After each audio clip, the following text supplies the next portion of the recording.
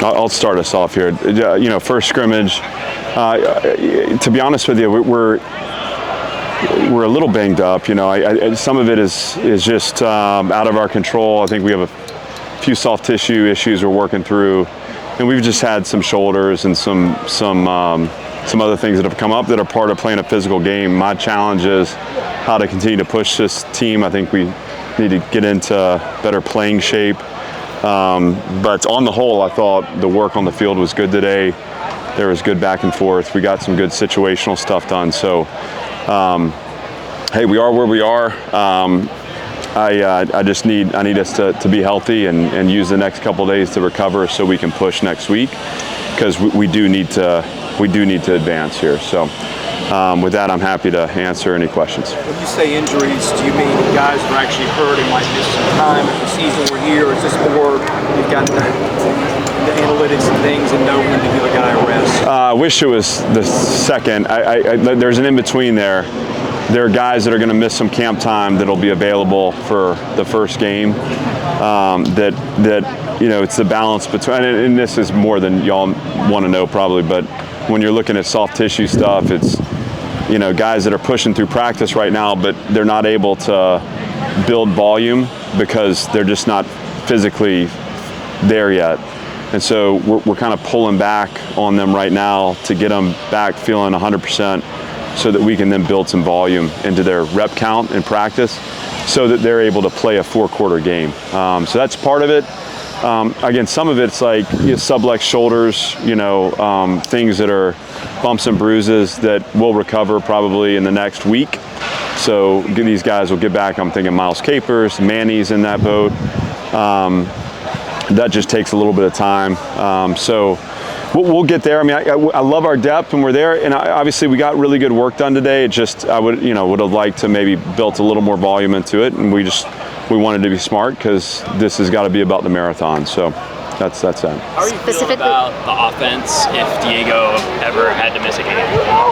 Well, I don't know that we've settled yet there. I mean, I felt like, you had flashes of plays from Drew, flashes of plays from Blaze, and the name of the game right now is how do we build that second spot so that we do have that confidence. And fortunately, we're not playing tomorrow, and those guys will get there. They're prideful. I don't think we're obviously where we want to be right now, and so we got to keep Diego healthy, but more importantly, we got to keep developing those guys. So that we do feel really good about that by the time we're playing. It's a good question. Yeah. Specifically with Eli Sowers, AJ Newberry, Brandon Fontenette, anything, what's their status? So Eli, I would say, is kind of in the next week or so. I would imagine he'll be back out in activity. Brandon's an example of a guy that's able to practice right now, but we have pulled back on him to try to build some volume. Who was the other person you asked about? Sorry. AJ Newberry. AJ is more of this would be like a load management. And AJ coming off his knee surgery has had some really good days, but just like anything, I mean, he's got days where it's sore and swollen, and so we're just trying to give that enough time to recover. He's obviously an important part of our offense, but that's more of our doing than his. What can Mason Carter give you on defense? Well, I mean, he's really come a long way since the wintertime. He's 245 pounds or so now. He's developing an edge to him on the field, and he's a guy that he played a ton today. So I think that's the valuable experience for him. Obviously, when Cape's healthy, we feel great about Cape. Keanu is come in and really established himself as a really great, 1B there. Mason will be a guy that will end up playing meaningful snaps for us this year because inevitably, you need at least 3. And that's a position too where a guy like Nick Rinaldi has helped us there too. But love where Mason is. I thought he got really some great experience out here today. Just need him to keep working and pushing. Coach, how would you evaluate what the offensive line was able to do today? Since the last, I guess it was the last time we scrimmaged or went live, and I was disappointed. I think that group is, it's almost like the adversity was galvanizing and they're starting to come together. I think they've done a better job playing 5 as 1 and creating space for the run game. Obviously, it's imperfect. Want to see us eliminate some of those self-imposed negatives. A couple false starts. We had the post-snap penalty offensively there too that led to the missed field goal, and we had a couple exchange issues. And that's, you know, usually a two-way street, so that's why you practice. But I think that group's coming along, and you know, I think we have the best O-line coaches in the country. Coach K leading that room, takes a ton of pride in unit building, and obviously we've added some new people, so we have to get those guys aligned, but I see them coming along, and I like the progress we made since the last time we spoke about it. You were frustrated about pre-snap penalties. I think it was Tuesday, Wednesday, one of those days. You had a lot of those early in the key drives at the first part of the scrimmage. Were those the same family of the penalties today, or did you view those a little differently? No, it's the same. I mean, anytime you're false starting, it's a focus issue. And again, you know, it's just like, how do we have to win? You know, we have to put all the pressure on the opponent, and when you have a drive going and you false start at 5 yards, that's a critical mistake. So a couple of those, you know, again, the post-snap penalty late it's a discipline thing, but on the whole, I thought we were cleaner today.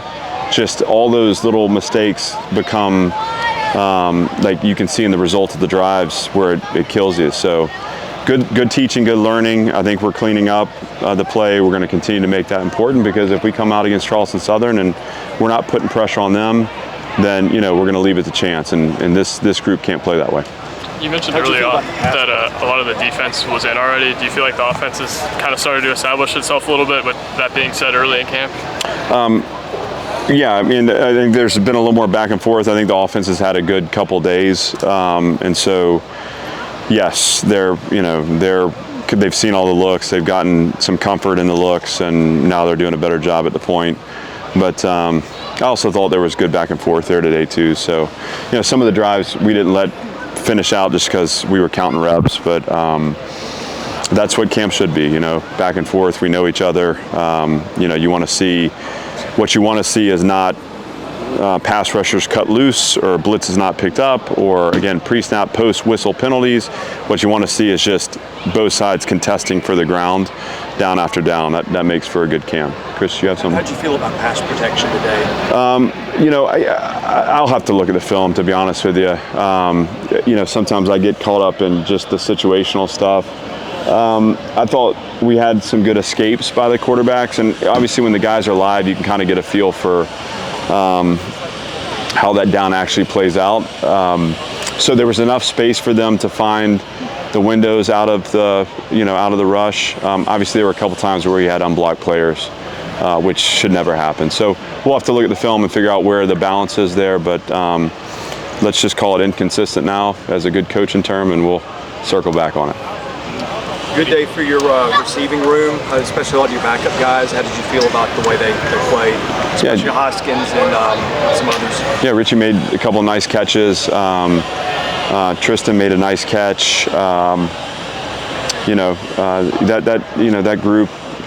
group's going to be okay. I thought they had the double move early. I think that was a junior that we just didn't sync up on. Would have been nice to have seen that one land. But yeah, we got some depth there. We need to get Trent back healthy.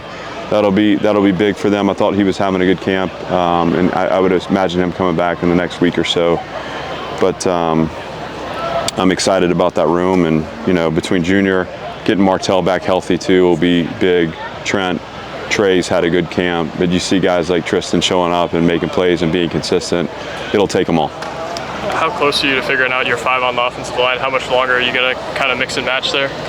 Well, I think we're close, to kind of figuring out. Now, there's going to be a rotation, so it's probably going to be more like 7 or 8, But I think we're close to knowing who the first 5 are, and as long as we're staying healthy, we'll be in good shape there. And then it's about who are those 2 or 3 guys that are going to come in rotational roles to help us. That's how we built it, and that's led to our success in the past. And so that'll be important too.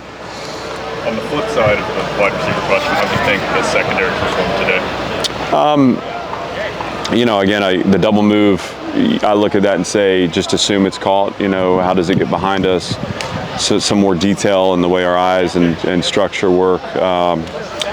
Obviously, there were some plays on the ball that I liked. I thought on Richie's touchdown, the post player kind of undercut the play, needs to stay on top. That's a chance for us to intercept. Yeah, so I love the play by Braille Lipford there in 2 minutes. You know, it's just a good play, bad play. But I've been impressed. We've got some young players that are playing. I think Dante Carter's really stepped up and had a good camp. Carson Lawrence, Van Zell Hinton. I mean, those guys are showing that they're going to be able to help us win. And there's a lot of defense in. So, you know, David Chandler, too, I think is really, you know, had a nice camp. And whether or not he's ready this season, I think I'm really excited about his future here. And he's doing a lot right now because, again, we're banged up with Martell sidelined, Jordan Matthews sidelined, Trudell Berry sidelined. Those guys are getting some really great experience. So, again, good play, bad play, that's what you expect. Scrimmage one, on the whole, I think those guys have been consistent. I haven't seen a lot of busts. You know, one of the critical plays in the Virginia Tech game a year ago was a cover two where we didn't have a half field player and they threw a bubble and go for a touchdown. You know, if you can play a way that eliminates those mistakes, play within structure, keep the ball inside and front, you can have success no matter who you play against.